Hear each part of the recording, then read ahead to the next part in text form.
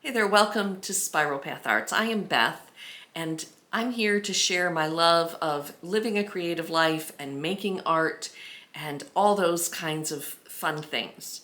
Typically, my focus is on fiber arts and textile arts, things like sewing and slow stitching and quilting and spinning and embroidery, all those kinds of things. But I also just like to share creative things in general and how I try to incorporate creativity and making art into my everyday life. Also, something you need to know about me, I think, is that recently in my mid-50s, I was diagnosed as bipolar 2 with bipolar 2 and ADHD. And I have realized throughout my life, but now that I'm really focusing on this strong aspect of my life and have learning to understand it better, I'm realizing that how really important it is for my mental health to be creative and make art daily if possible. So, as I said, normally I focus on stitching and sewing and that kind of thing, but lately I've been in a bit of a sewing funk and I haven't been in the mood to do that. I think that my ADHD brain just needs to change things up every now and then, or in other words, I just get bored. Some of you probably can relate. So, however, as I said before, my mental health requires that even if I can't do what I normally do, what normally brings me joy, I have to find something else to bring me joy, to give me those dopamine hits. So that's what I want to share with you. I have been still living a very creative life and making a lot of things and making a lot of art. It just hasn't been sewing. So I hope you stick with me either way. Now, when I am looking to change things up, and actually when I'm looking for anything creative, I usually have a little bit of a checklist that I didn't realize that I went through, but as I've been thinking about this, I realize that I do this. This is what I'm looking for. And if it doesn't tick most of these boxes, then I tend to move on pretty quickly. Okay? Just keeping it real here with you.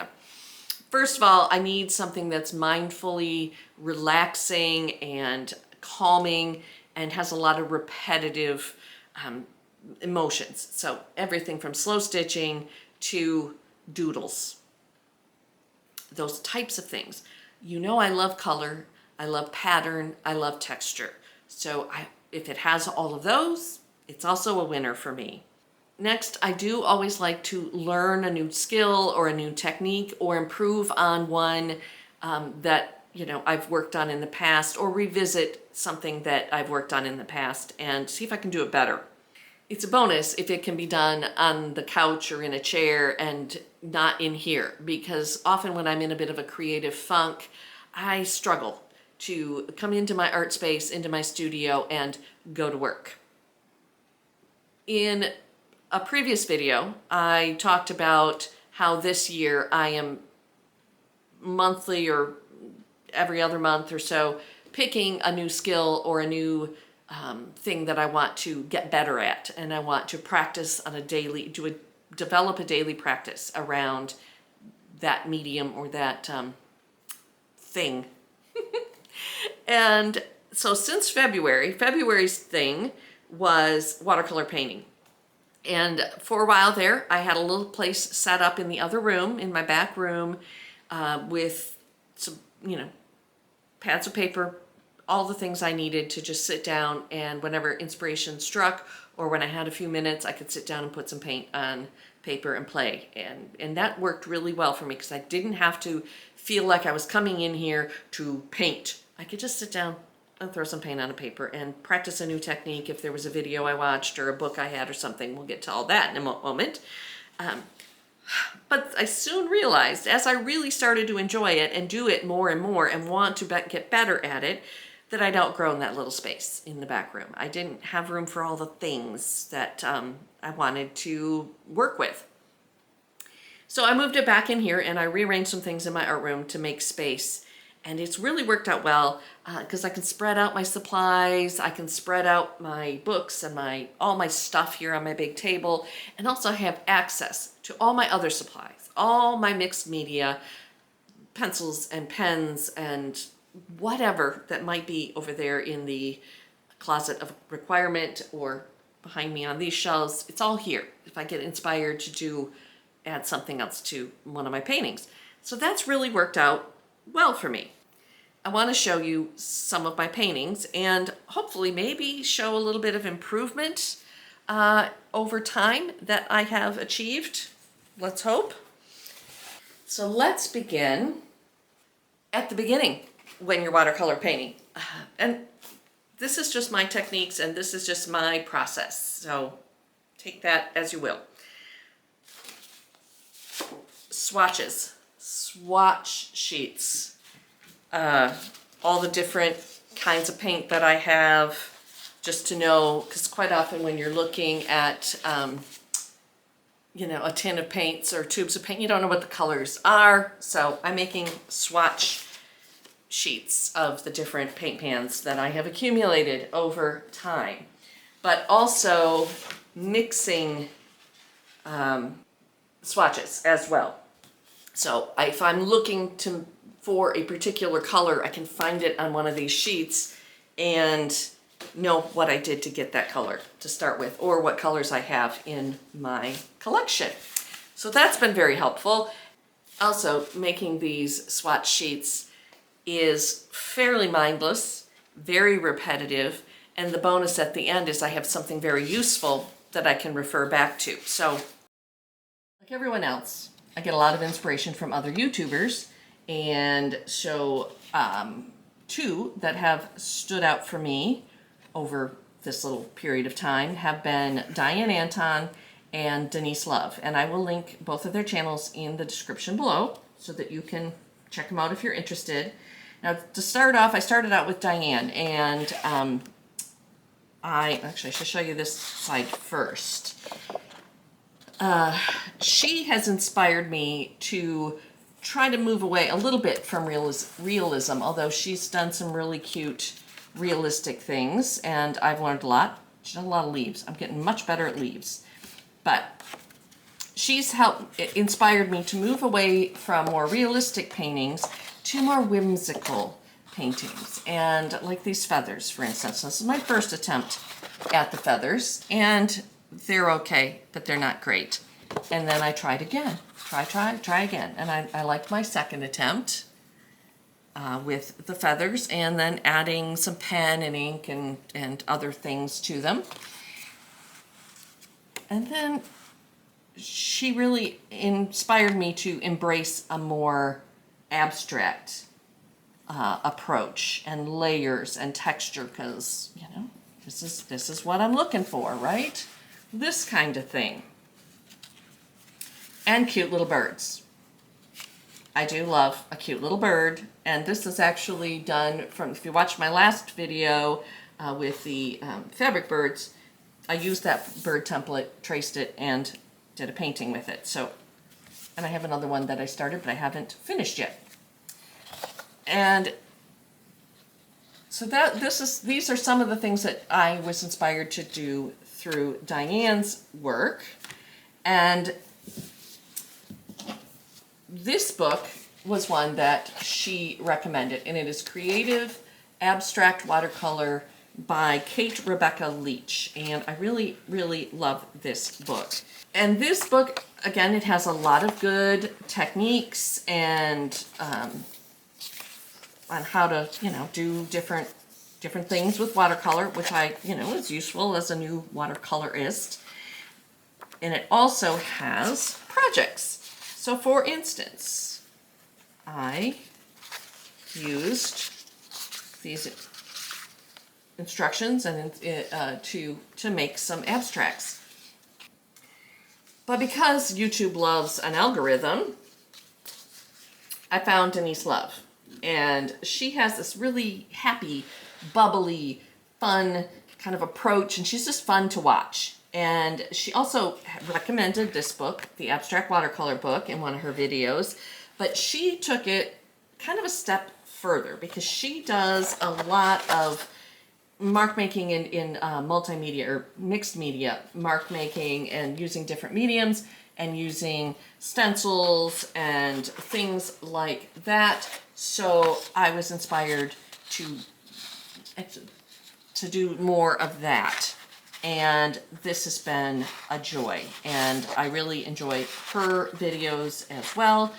And in one of her videos, she also did a whole video on books that she recommended. And another book that she recommended is this book, Painting Calm by Inga Buividavice. I'm sorry, Inga, if I have completely mispronounced your name. I practiced and I thought I had it and I didn't have it. So, okay. This one caught my eye because even though I've been having fun with the whimsy and the abstract and the color and texture and all those things, this one attracted me because it was kind of met me where I was at and met me in the middle. I had played with all of these things, and I kind of was ready to perhaps try something a little more realistic, but with a loose, impressionistic, if you will, or still an abstract approach. Again, lots of different techniques and how to use watercolors and different brushes and mixing and color palettes and things like that.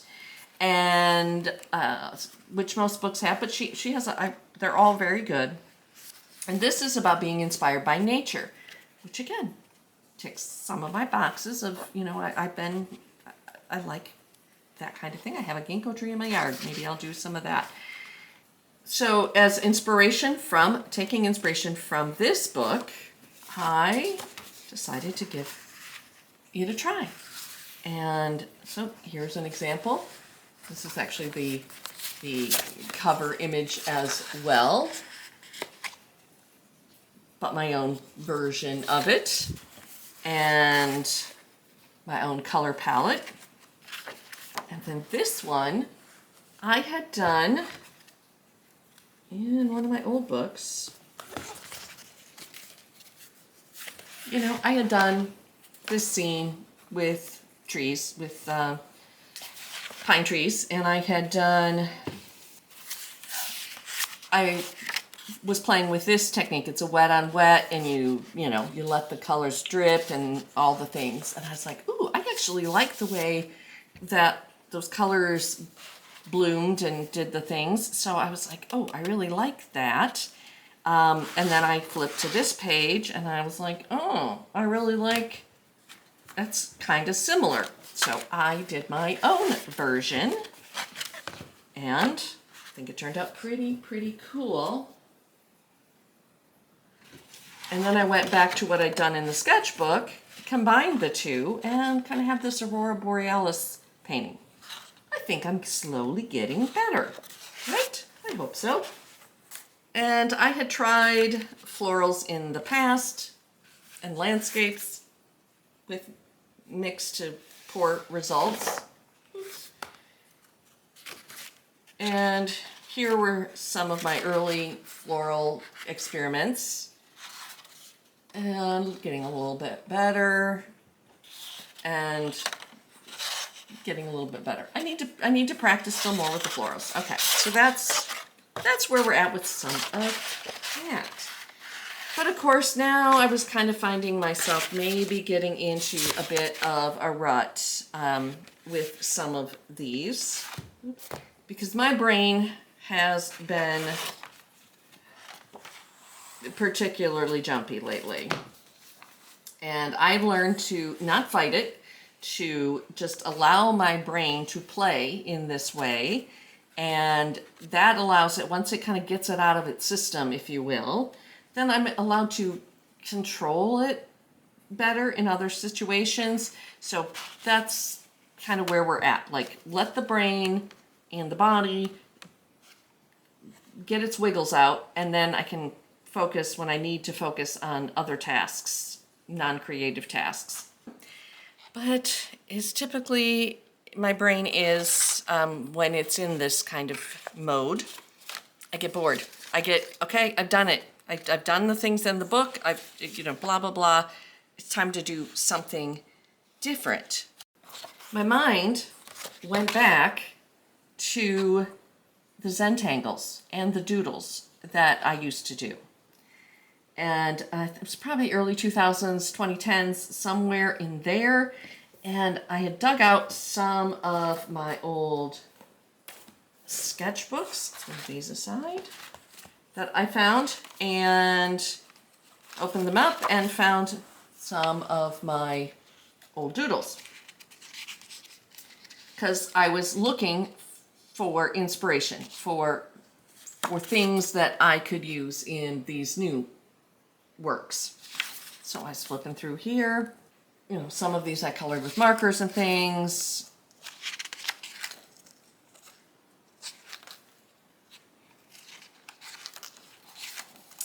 And then I just realized, oh, I really like this one. And then I realized, oh, let's try to, you know, do some combining. And I took my watercolors to the doodles or the Zentangles that I had already done previously years ago, and that was cool. I was onto something. Hey, then of course I remembered, move that out of the way, that I still had some some books from the last time I was obsessed with doodling and tangling, and I got these out.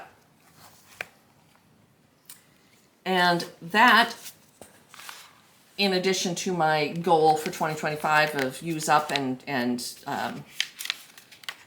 you know, use what I already have instead of going out and buying new, that I wanted to fill the rest of this book with doodles, with what have you. And so some nights I just picked a doodle out of the book and practiced it to learn how.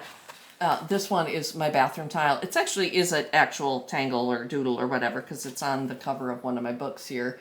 But I was in the bathroom and I was like, I know that there's a thing that looks like my tile, so I played with that. Anyhow, on to other things. I wanted to fill this book up, and I wanted to continue adding to this book, let's just say, and maybe make some swatches, things like that, so I could return to them when I was doing a painting and find the inspiration for that.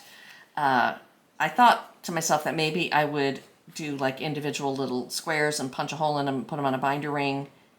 I won't do that. I know I won't. So this is the better solution. Plus I fill up a book. But as often happens, one thing leads to another or inspires the next thing, and I went back to some of these watercolor play pieces. I went back to, you know, my little watercolor books. It's like this little mini one I had just was using kind of as a color experiments. And I went back in and added little doodles and filled in the spaces and added that. This is one of my personal favorites. As you were, among another feather, etc.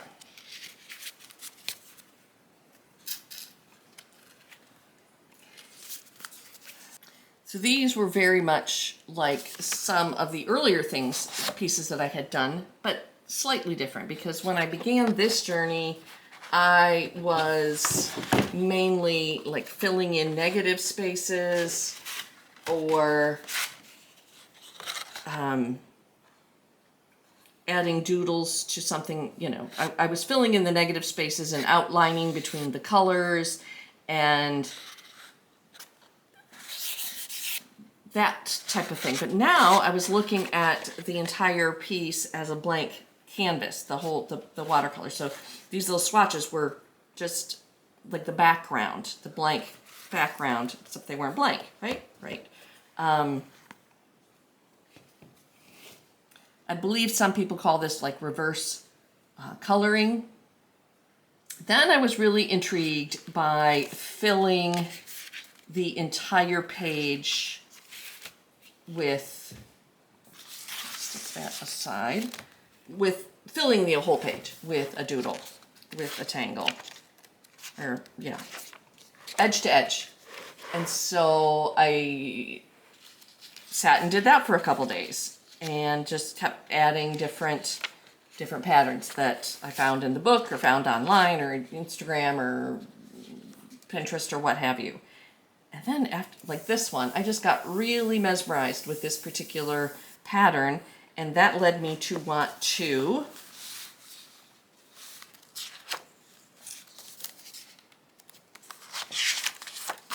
do a whole page of one pattern. So that's the same pattern, and I tried a different one, This one isn't really all one pattern, but it was inspired by something I found on Pinterest. And kind of went from there, doing it in color. So that's been my Zen doodling little journey that I have been on, and it's been something. It's been something, all right. Also, just if you're into wanting to get into more of this kind of work, I did find a couple other books recently, and this is by Victoria at Brain Massage on Instagram.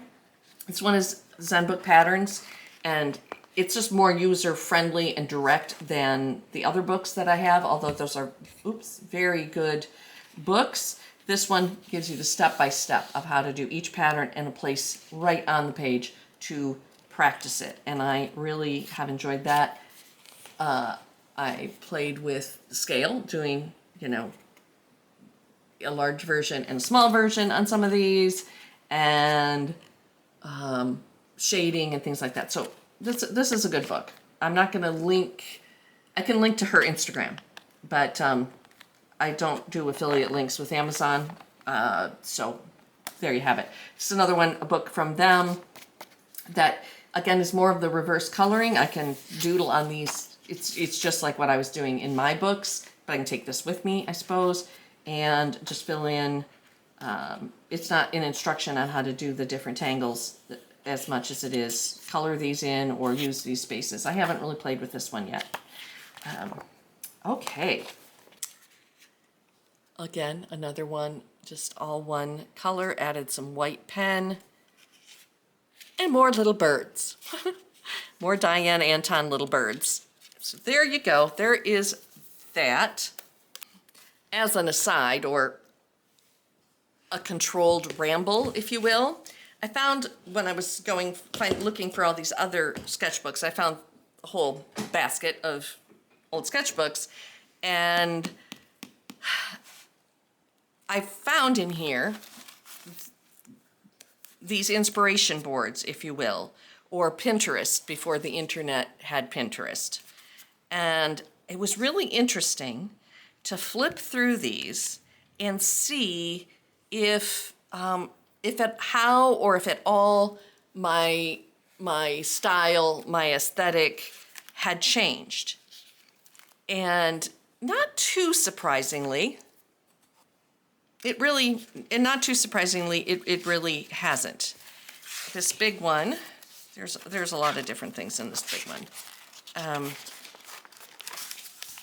These were, I can't get it on screen. Here we go. Probably Coldwater Creek, or I don't remember. But these have come in handy because I'm starting to play with the idea of sketching figure drawing. I'm even worse at that. But these give me models to try to get the different poses. But my love of color, my kind of whimsical, eclectic. I mean, I would love my. Can I get you on screen here? Quilts and boxes and color and pattern. And these have a little bit more of a country farmhouse vibe than I have now, to a lot of it. But interestingly, when I get into the kitchen part, this one in particular, see, this looks like how I want this house, or have strove, whatever, to get this house. I wish I didn't have such a glare on it. To look. Trying to find the kitchen ones. Okay, here we go. So interestingly, the kitchen ones, if I had the money right now to redo my kitchen, it would look a lot like some of the kitchens in here. And of course, now I'm talking about it, I can't find any of the darn kitchens. But anyway, that particular one, we'll just take that out. Yeah, just this very old-fashioned kind of kitchen. That's what I would love my kitchen, with a wooden countertop, etc., to look like. I mean, is that not basically the color of the walls in this room? It is. And I didn't pull these out. Felt embroidery. These are Christmas stockings made from woven paper. I believe this is from Sally Mavor's article about her, and she has always been one of my biggest inspirations with her little dolls and things. Now, I don't have a sunroom or a sun porch in this house, but I would love one, and that aesthetic right there, totally me. Anyway, enough about that aside. We could spend all day going through these, and I won't. But interesting. You never know what you're going to find when you're doing things. Anyhow, where does that leave me now? Well, I'm still not completely out of my sewing funk. As an example, I cut out a whole dress, traced the pattern, pinned it, cut it, and it's still sitting over there on the cutting table for over a week. And that is so not normally me. Normally, once I start a project, I work straight through and I get the project finished within a few days or a week at least, unless it's like really, really involved. And this is just a basic dress, but I just haven't been back in the mood. And that was an attempt in the whole idea of sometimes you just have to start and the motivation will come, do the work and the inspiration will follow, but it didn't. So well, that's that. But I will get back to that dress. It's another style arc pattern that I haven't made before, so when I get it done, I'll show you. Maybe, I don't know. Anyway, but I always know I will return to sewing and stitching because I always do. It's like my fallback. It's my I would say bread and butter, but it doesn't put any bread or butter on my table, but it does put clothes in my closet. So, and it feeds my creative spark usually. Also, what happens typically when I'm in a bit of a creative funk is that I tend to procrastinate and shift my focus and start cleaning and reorganizing and moving furniture and redecorating and doing reno projects. And I have been doing a lot of that the past week or so, and I needed to be quite honest. But it can get a little dangerous because it inevitably will lead me to deciding that this big piece of furniture needs to go from this end of the house to that end of the house. And while doing it, I also need to build something or renovate something or paint a ceiling or something. And I don't have the time or energy for that right now, quite frankly. So I'm glad I have this other way of channeling those creative juices. And at least I have a clean kitchen floor right now because I've been focusing on those kinds of things. But what has begun to happen is that all of these new creative combinations and experiments and playtime has started to spark some things in my brain, get those creative juices going again. And so I want to take some of these ideas and take them back to my fabric and my stitching. And I was thinking that, and I think I even have a book on this somewhere in my shelves, but I didn't take time to dig it out for this because I haven't done it yet. But like these repetitive doodles, how can I translate that into like free motion quilting? I haven't done free motion quilting in eons, but I have almost a half a dozen quilt tops in the other room that need to be sandwiched and quilted. So maybe this will spark the inspiration to do some of those. I have a couple painted pages I don't like, and of course I don't like them, so I've tucked them away somewhere and I can't find them. But if this happened to be one, we'll use it as an example. It's not, I actually really like this one. But what I could do, I was thinking, is take the hexagon paper punches that I got to make the paper forms for the English paper piecing hexagon quilts and punch those out of painted bits of watercolor paper. And then I could use them in collages. I could put them together on the front of cards, or I don't know, make paper quilts. That would be kind of cool. Recover one of these journals with hexagon patterns. I don't know. It might be a thing. Stay tuned. We'll see. I'll share it with you if it is.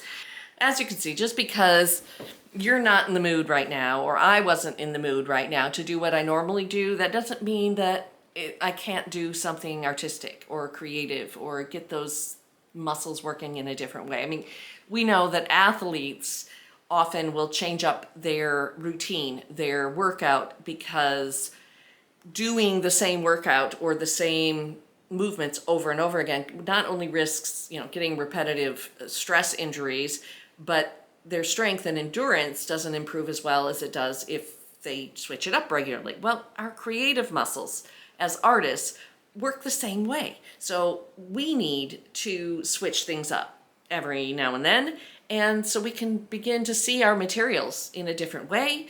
We can see, take inspiration from one medium into another medium and learn some new techniques along the way, and also be inspired by other artists and learn something new that we can use in our own work. I hope you enjoyed hanging out with me today. I really had a lot of fun sharing what I have been doing lately, even though it hasn't been fabric related. And if you did like this, please take a moment to like and subscribe and share it if you want to, if you haven't already. Really helps me out. And I will put links in the description. I don't have any affiliate links. I don't affiliate link to Amazon because I just don't. And but I can put the names and authors of these books, and you can look them up on whatever place you like to buy your books from. If you're interested in that, I'll also put links to Diane and Denise's YouTube channels if you're looking for some inspiration from them, if you want to get, play with some watercolors. And also, I have older videos on here on my channel that you can check out for other projects that I've done.